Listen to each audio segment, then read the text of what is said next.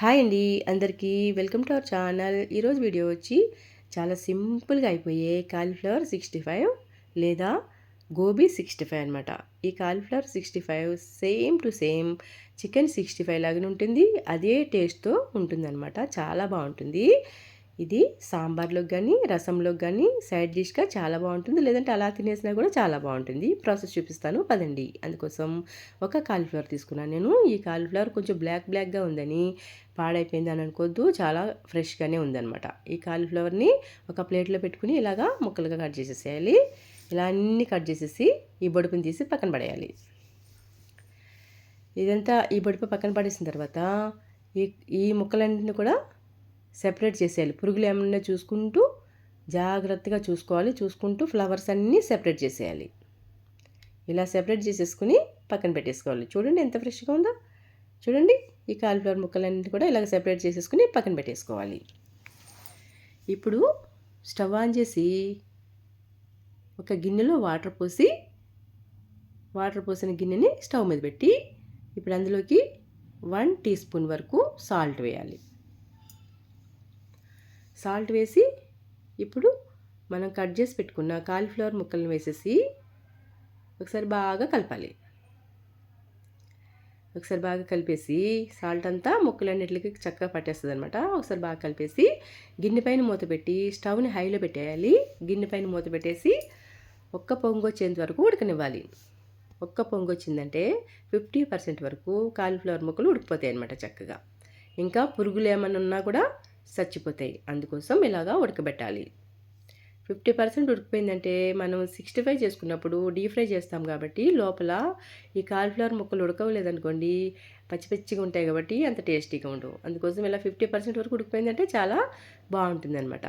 ఇలా చక్కగా ఉడికిపోయిన తర్వాత స్టవ్ ఆఫ్ చేసేసి చల్లారిన తర్వాత వాటర్ అన్ని వంపేసి ఈ కాలీఫ్లవర్ ముక్కల్ని ఒక జాలిగట్లో తీసేసుకుని నీళ్ళన్నీ కారిపోనివ్వాలి.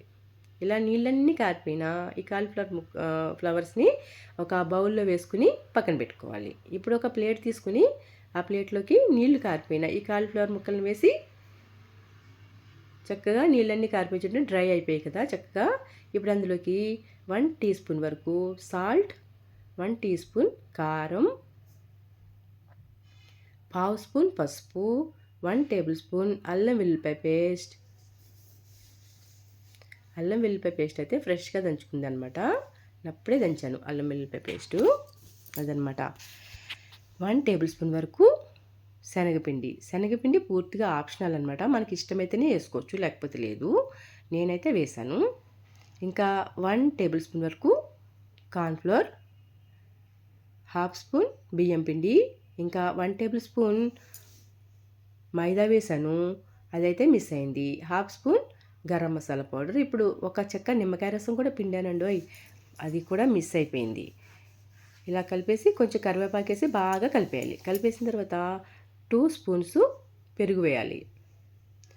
పెరుగు నిమ్మరసం కూడా వేసామంటే ఎంత టేస్టీగా ఉంటుందంటే అంత టేస్టీగా ఉంటుంది. మైదా నిమ్మరసం ఈ క్లిప్ అయితే మిస్ అయింది, సారీ. ఇంకోసారి అలా జరగకుండా చూసుకుంటాను. ఇప్పుడు 7 పచ్చిమిరపకాయలు పొడిగ్గా చీల్చి కొంచెం కరివేపాకు కూడా వేసి బాగా కలిపి పట్టించేయాలి. కరివేపాకు కాస్త ఎక్కువగానే వేసుకుంటే ఫ్లేవర్ చక్కగా దిగిపోయి చాలా బాగుంటుందన్నమాట.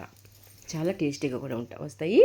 కరివేపాకు డీప్ ఫ్రై చేసినప్పుడు క్రిస్పీగా అయిపోతుంది, భలే వస్తుంది. పచ్చిమిరపకాయలు కూడా చక్కగా వేగిపోతాయి అనమాట. అందుకోసం ఇలా బాగా కలిపేయాలి. ఇలా బాగా పట్టించేసిన తర్వాత ఒక 1/2 అవర్ పక్కన పెట్టేసుకుని ఊరనివ్వాలి. ఇలా 1/2 అవర్ తర్వాత స్టవ్ ఆన్ చేసి కళాయి పెట్టి కళాయిలోకి 1/2 లీటర్ వరకు ఆయిల్ వేసి పెట్టాలి. ఆయిల్ వేడెక్కాక మనం ఇందాక కలిపి పెట్టుకున్న ఈ మిశ్రమాన్ని, కాలీఫ్లవర్ మిశ్రమాన్ని పకోడీలాగా వేసేయాలి. చక్కగా ఇలా పకోడీలా వేసేయాలి. పకోడీలాగా వేస్తున్నాను, పకోడీ కాదు, ఇది కాలీఫ్లవర్ 65 అనమాట. చాలా బాగుంటుంది, చాలా టేస్టీగా ఉంటుంది. సేమ్ టు సేమ్ మనకి స్వీట్ షాపుల్లోనూ ఇంకా ఫాస్ట్ ఫుడ్ సెంటర్లో దొరికే గోబీ 65 లాగానే ఉంటుంది. సేమ్ టు సేమ్ అలానే ఉంటుంది, అంత టేస్టీగా ఉంటుంది. ఇంకా బయట అయితే ఫుడ్ కలర్స్ అవన్నీ వేస్తారు. మనం ఇంట్లో చేసుకున్నప్పుడు అలాంటి కలర్స్ వేసుకోకూడదు, అంత మంచిది కాదనమాట. అందుకోసం నేను ఫుడ్ కలర్ ఏది వేయకపోయినా కూడా చక్కగా రెడ్ కలర్లో భలే వచ్చిందనమాట. ఎంత బాగా వచ్చింది చూడండి. ఇప్పుడు ఇవి చక్కగా డీప్ ఫ్రై అయిపోయిన తర్వాత చూడండి ఎంత బాగా కలర్ఫుల్గా ఎంత బాగా వస్తే ఇలా బ్రౌన్ కలర్ వచ్చేసిన తర్వాత ఒక ప్లేట్లోకి టిష్యూ పేపర్ వేసి టిష్యూ పేపర్ పైన ఇవన్నీ వేసేసుకోవాలి. ఈ 65 అన్నీ వేసేసుకోవాలి. గోబీ 65 చక్కగా ఫ్రై అయిపోయినాయి అనమాట. ఇలా అన్నీ తీసేసుకున్న తర్వాత మళ్ళీ ఇంకొక వాయి కూడా అలా వేసేసుకుంటే చూడండి మళ్ళీ ఇంకా కొంచెం మిగిలింది కాబట్టి ఇంకొక వాయి కూడా వేసేసుకోవచ్చు. నాకు ఇంకా 2-3 వాయిలు వచ్చాయి, ఎక్కువగానే చేశాను నేను. 2-3 వాయిలు వచ్చిందనమాట. ఇలాగ చక్కగా వేసేసుకుని చక్కగా బ్రౌన్ కలర్ వచ్చేంత వరకు చక్కగా ఫ్రై చేసుకుంటే చూడండి కరివేపాకు కూడా క్రిస్పీగా అయిపోయింది, పచ్చిమిర్చి కూడా చక్కగా క్రిస్పీగా అయిపోతున్నాయి.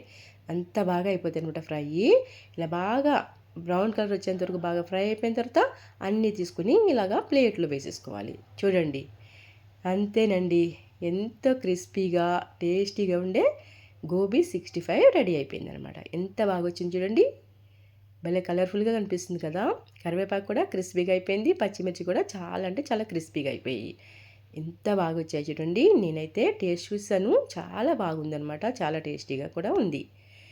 ఇప్పుడు ఆయిల్ అంతా ఇంకిపోయిన తర్వాత ఇవి అన్నీ సెపరేట్ చేసేసుకోవచ్చు.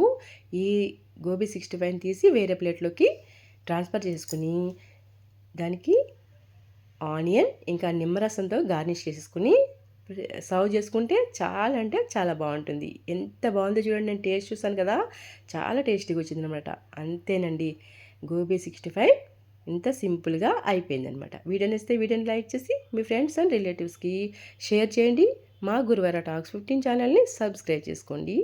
Thank you for watching. Support చేయండి ఫ్రెండ్స్.